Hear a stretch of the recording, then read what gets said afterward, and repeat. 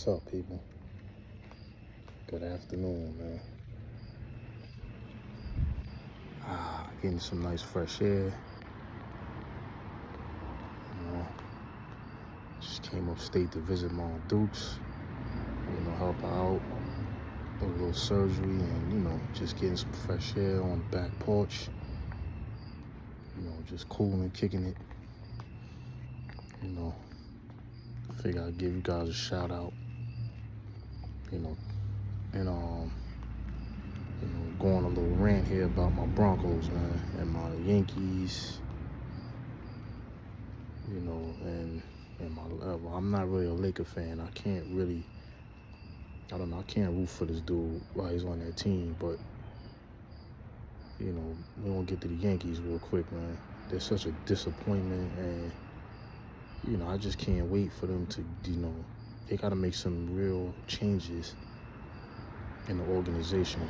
I've been saying for a good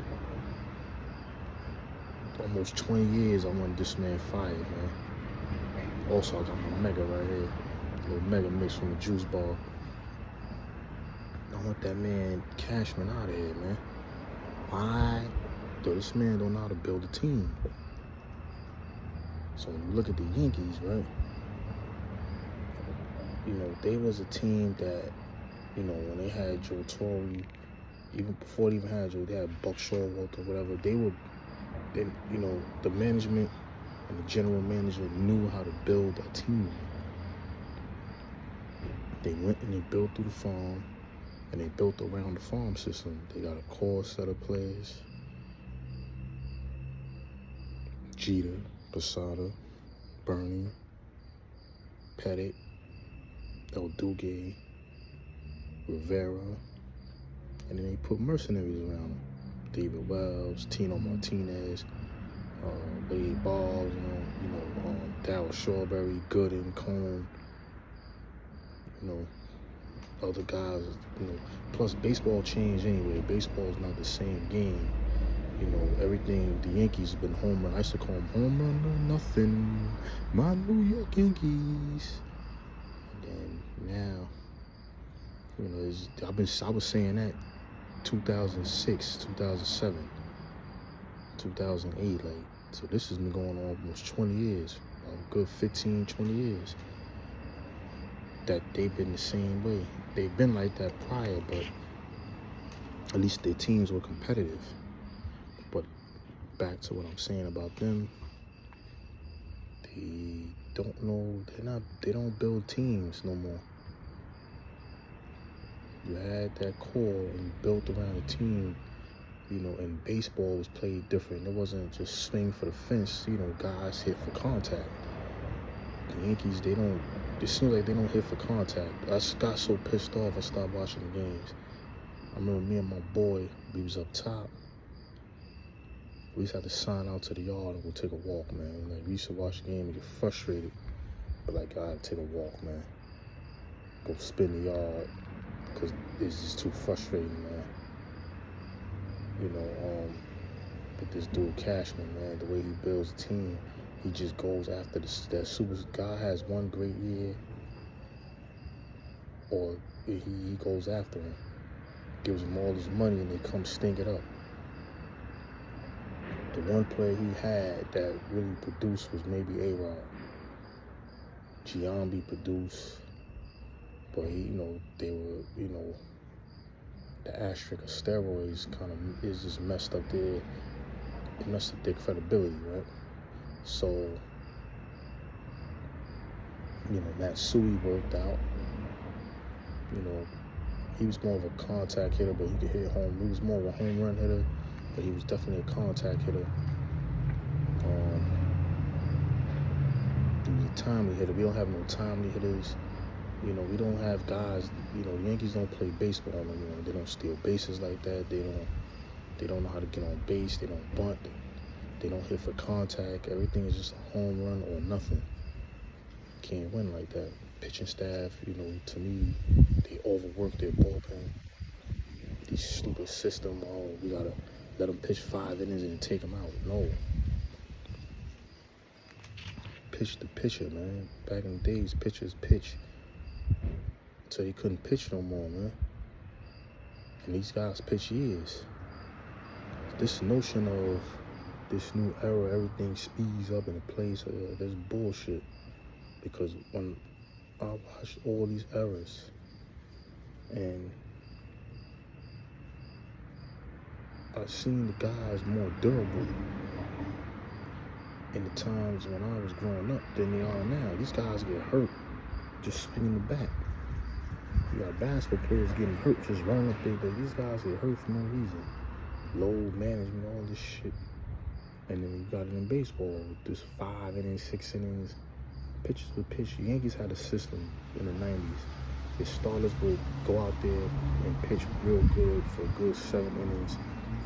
And then you'll bring in your bullpen guys, Stanton, Nelson, your specialists.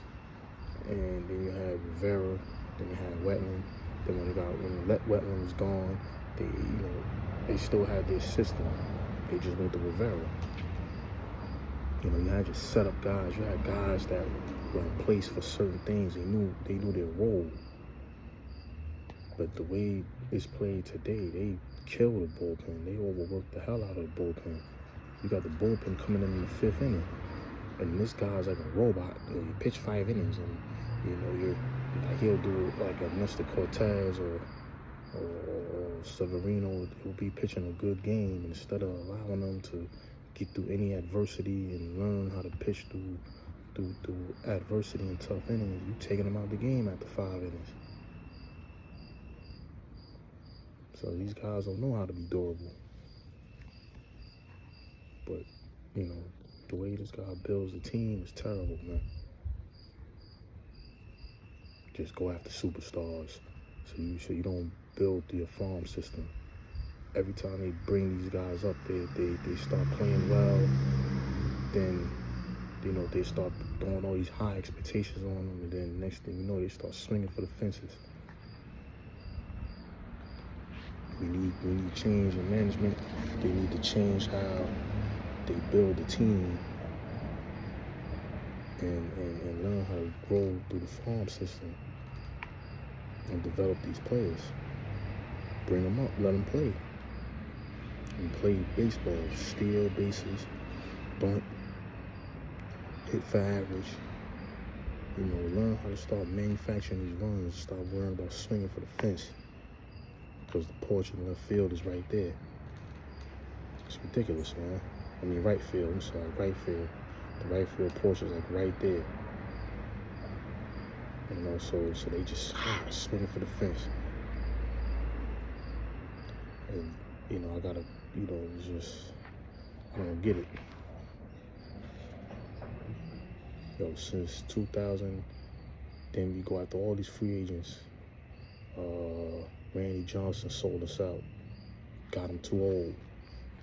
What was the other dude name? I know I'm missing some names, man.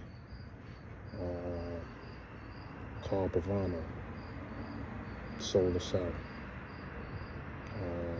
What was the guy named? Decade Robble. Oh, God. Terrible.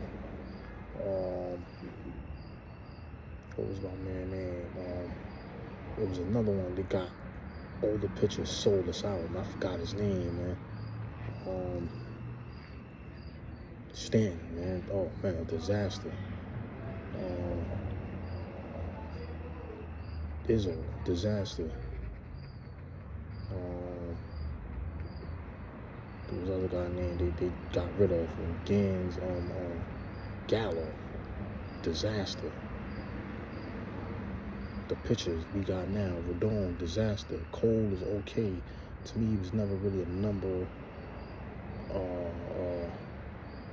He was never really a number. He was never really a number 1 to me. He was always like a great 2. It's not really an ace to me. He does pitch well, but he has a lot of games he gets touched up. They smack him around. Tanaka, he did okay. I never had him as a great pitcher, but he was an okay pitcher.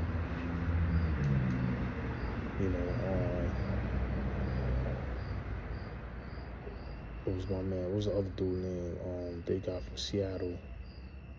They had to get rid of him. Then he got caught with the shit on his eyes. What the fuck was his name, man? But they did so many, man. So many of these dudes that this guy signed that never panned out. And you know, he's just not building the team correctly.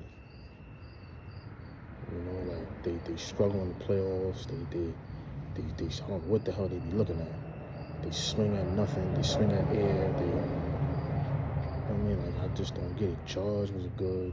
You know, when they went and got Judge and they had Duhar, the injuries hurt him. And Gleyber Torres, he started swinging for the fence. Now he's learning how to hit a little bit better. They didn't know how to get around that shift. That shift used to kill the Yankees. But, you know, Gleyber is okay.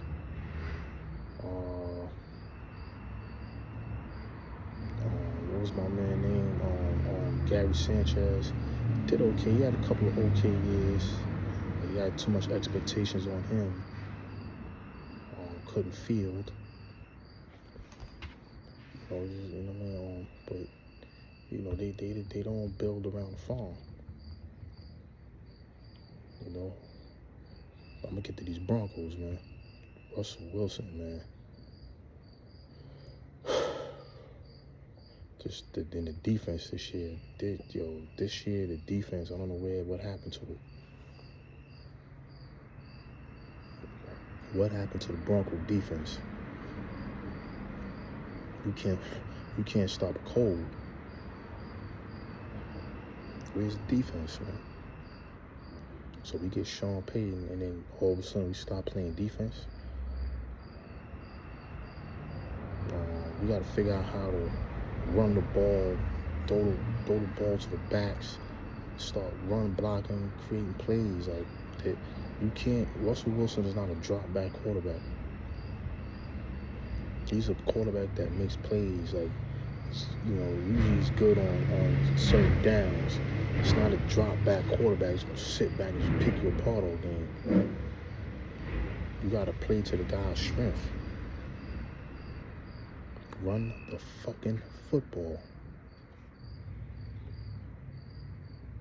You know, throw some screen plays. Start using the tight ends more. You know, move the football, man. Roll him out of the pocket. That's what he's best at. You know, let him run and slide. He cannot just sit in the pocket and just drop back. That's not his game, man. But where's the defense? Where's the pass rush? Where's Patrick Surtain? Where are these guys, man? Like, come on, we're on 2 games, so we're doing the same thing we did last year. We can't win close games. Like, come on. Like, I mean, we can do better. The Broncos got a great team, man. They got good players, man. Shouldn't be on 2. You up 21-3 at home. You lost 2 home games, man. It's pathetic, man. It's disgusting and it's embarrassing, man. It's nasty work. Come on, man. Win your home game. 2 easy teams, man. You lost to the Raiders and you lost to the Washington Commanders to unknown. Come on, man. I don't want to go to work and hear niggas cooking me because we can't be. I don't even know the quarterback name on Commanders. Now let me put up 35 on y'all. Come on. There's the defense, man. Have some pride, man. But these Lakers, I can't root for them dudes, man. Those are my 3 teams, but right now I'm just a basketball fan, man. I can't. Till we get this diva off my team, man, I can't. See, I'm an old school dude. I love Magic. I love Kobe. I know people gonna say, oh, you know, old niggas, they want to go to times. LeBron is a dinosaur in the NBA. I watch all these dudes play. He's not better than. I don't put him over a lot of great players. Definitely not putting him over Kobe. He's not over Magic. He's not over Bird. It's not over Mike. I mean, I don't even know if I can put him over Duncan. You know, what about Shaq? You know, these guys got it done, man. You know what I'm saying? Like, but those men, I can't put them over those guys for sure. You know what I'm saying? Like, but Isaiah's missing, you know. Isaiah's, you know what I'm saying? He's better than Isaiah, but Isaiah's a better leader. You know what I'm saying? Like I said, you know, when you break down those greatest players of all time, you got to look at a lot of different things. Leadership, clutch genes, competition, who his teammates were, coaching, skill-wise, you know, defensively. You know, you got to look at a lot of different things.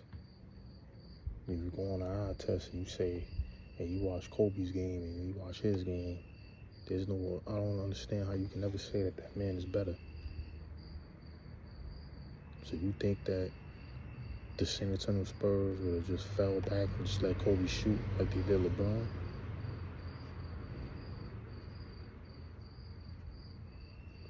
You know, like, come on. You know, Kobe was a victim. He took a lot of shots. He didn't have a lot of offensive help when Shaq was gone. And the thing that people didn't like with Kobe was he wanted that spotlight. He wanted to be the guy to take that last shot. He wanted it. And what it was is people wanted Shaq to be the fan favorite. I mean, so when you look at faces of the league, we'll start with we're gonna go back to 1980 when the league was damn near destroyed and Magic and Bird came and brought life to the league. Those two fought over who was the face of the league. And, you know, it was a dogfight till about 88. Then Jordan kind of took over, even though he wasn't winning back then.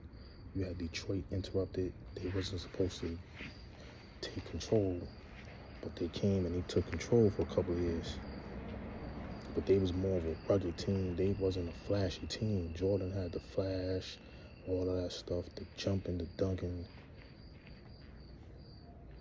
You know what I mean? And then when he started winning, he officially took the mantle. That's when Magic passed the torch. Like, yo, this is your league now. You know what I mean? So he took control. And then once he left, it was a struggle to find a face of the league. Who was going to take that mantle? Was it Allen Iverson? Kobe was still a puppy, but he was ascending. People saw he was going to be a great player, but they didn't know he was going to be that great. You had Duncan and them. None of them had the personality that was going to carry. They didn't like AI because of his attitude and because of his, you know, they didn't like it. You know what I'm saying? Like, he wasn't, to them, good enough to be the face of the league. The braids, well, he was a transcendent player. Have to be transcendent to be the face of a league. Like, as far as you got to be somebody that brings different elements to the game. What did LeBron bring to the game? Guys play like Mike, guys play like Magic, guys play like Bird. You can say, yo, look, he's shooting like Bird. Now you even got Steph Curry. People, yo, you shoot threes against Steph Curry. You see, you watch Kobe, all the moves he had, the mentality, you know, you got the Mamba mentality, all that. You have Jordan, Air Jordan, everybody wanted to be like Mike, you got to be like Mike. Magic with the passes. You know, AI had the crossover, the handle, the braids, the sleeve. What did this dude bring to the game that was so transcendent? He has no post game. Can't really dribble. He has no moves. You know, he's a great NBA player that has a great IQ and knows how to score and knows how to run the floor. He's athletically gifted, and I've been saying this for decades.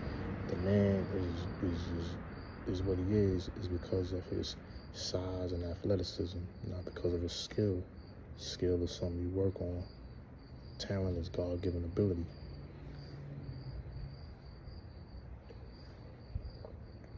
He's talented. Skill, he has capacity. All NBA players have skill. But when we talk about there's levels to the skill. Kobe's on another level. He can do it all. He can post. He can attack the rim. He can dunk. He's athletic. He can shoot. He was the shade, just a shade under Mike.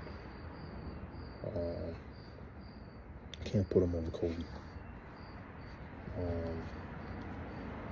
It's Kobe's will to win. All that stuff, you know, I'm not putting him over him. But this guy, I gotta have a super team.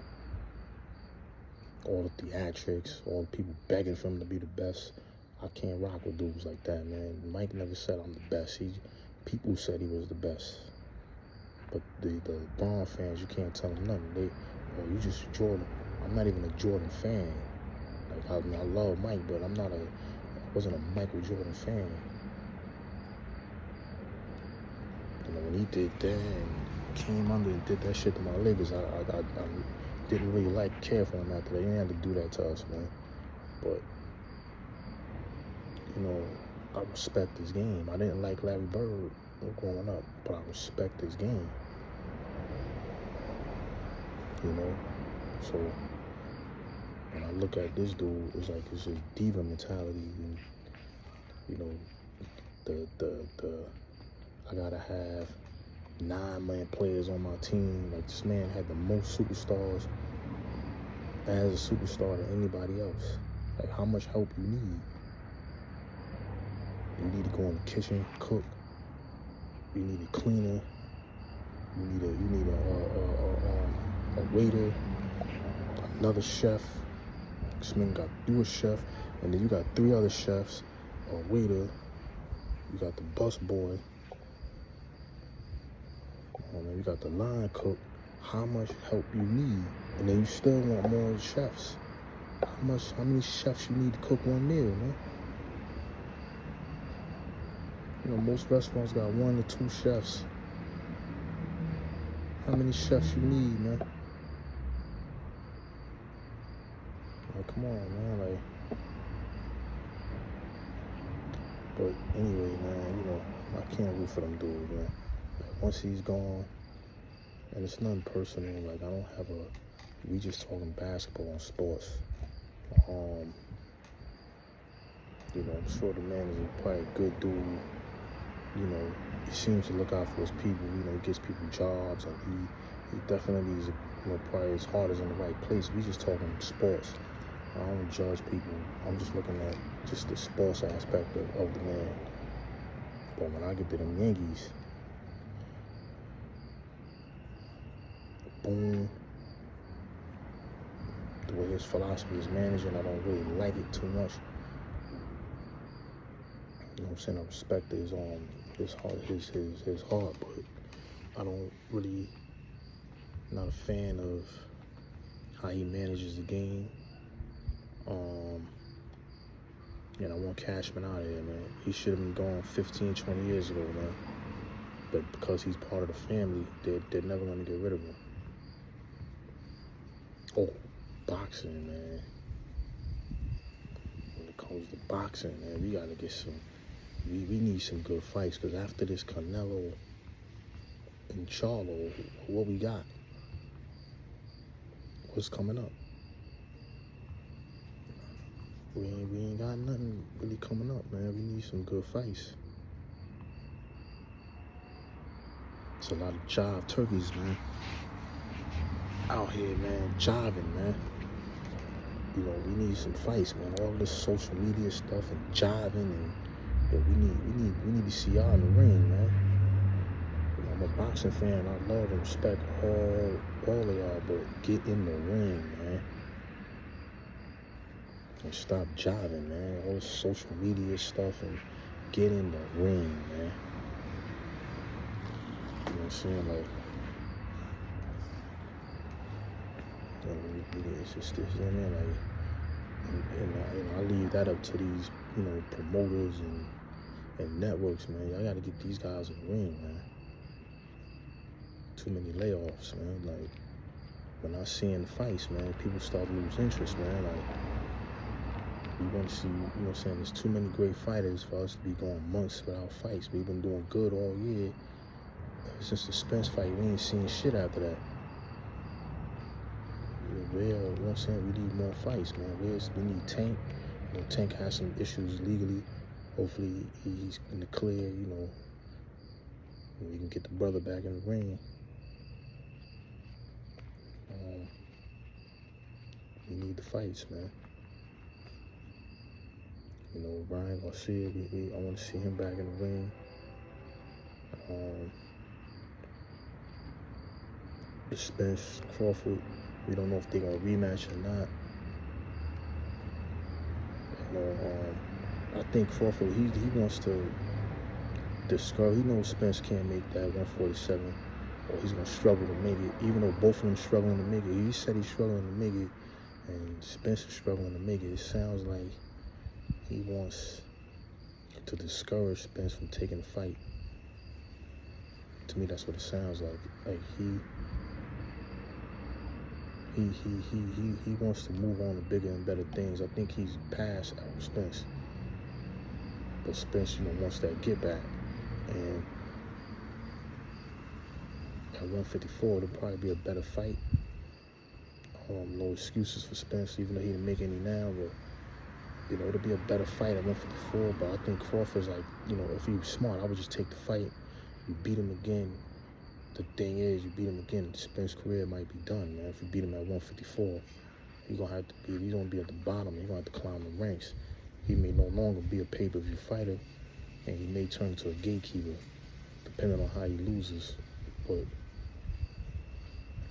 man, like when Crawford, you honor that. He gave you the chance, give him the chance back, honor that, and just get that over with, man.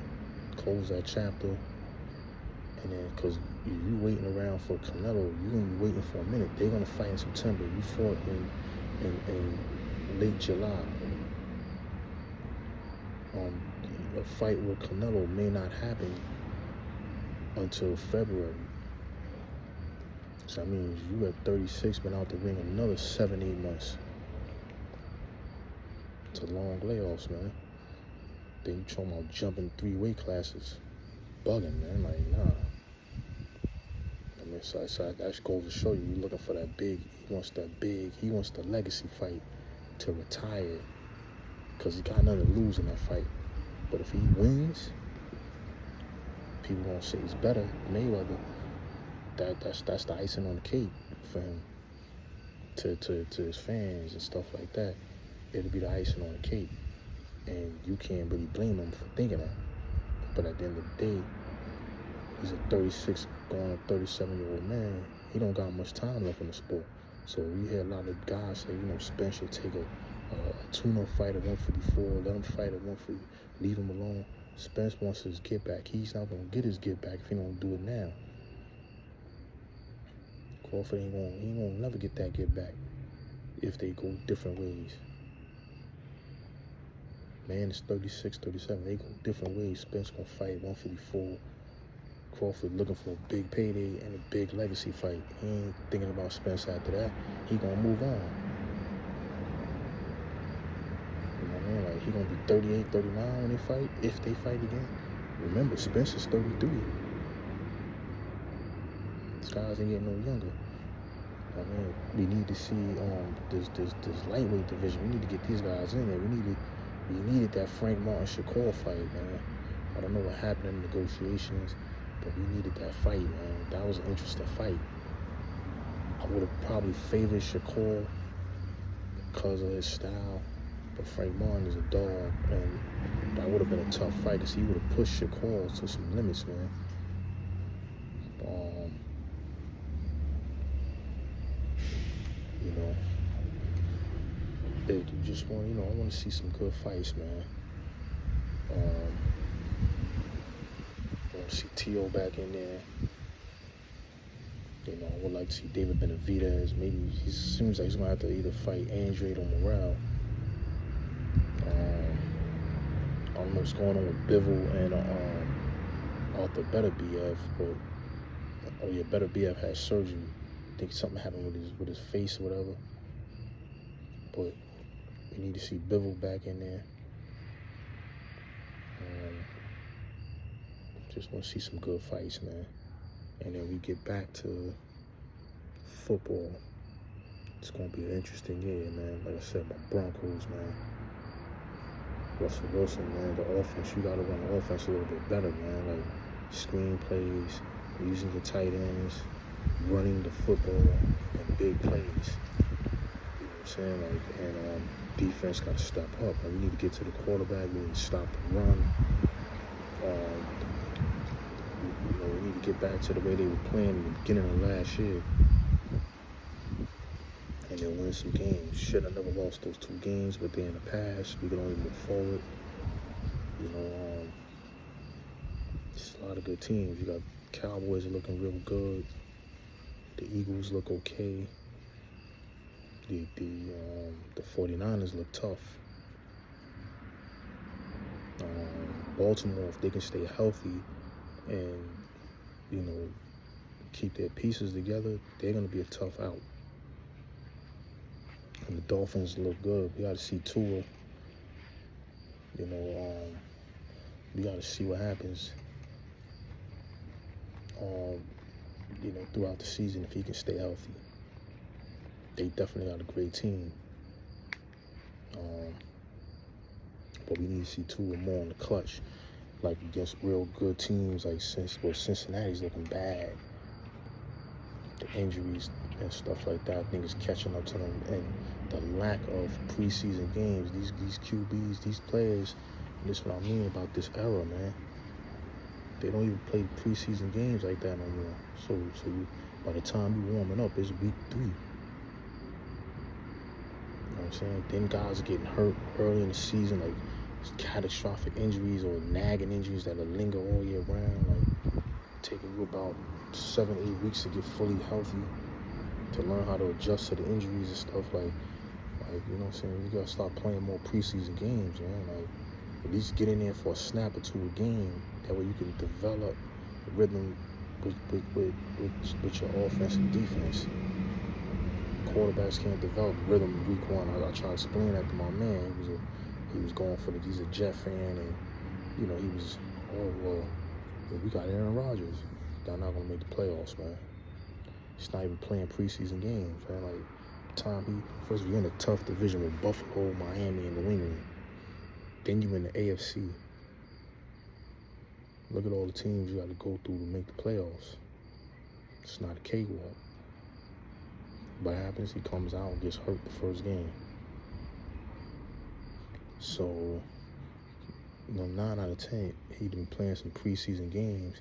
Even though he played against the Giants. If you play some preseason games, you might not have got hurt. That easy. Those are little freak injuries, man. But, like your body, it gets adapted to whatever you're doing when you're doing that activity. Like me, if I'm training somebody to play a sport, I would, if they play sports and they say, hey, I'm an athlete, I play football, and I want to, get better at, football, I should be training that person in football with drills, football related, explosive drills and things like that. I'm not going to, just have you doing push-ups all day. Like if you play basketball, I'll have you doing explosive drills with basketball with your legs and stuff like that. I'm not going to have it maybe run basketball drills, certain, exercises that basketball players do to get in basketball shape. These guys are not really in football shape, particularly if you're not playing the game. But I'm just a fan, I'm just, Like I said, I don't know shit. I'm just a fan. This is just my opinions. You know, got leaves falling on me, man. It's nice out here. As you see the sky. You know, it's nice out here, man. Anyways, man, I'm gonna get the fuck out of here. Come on.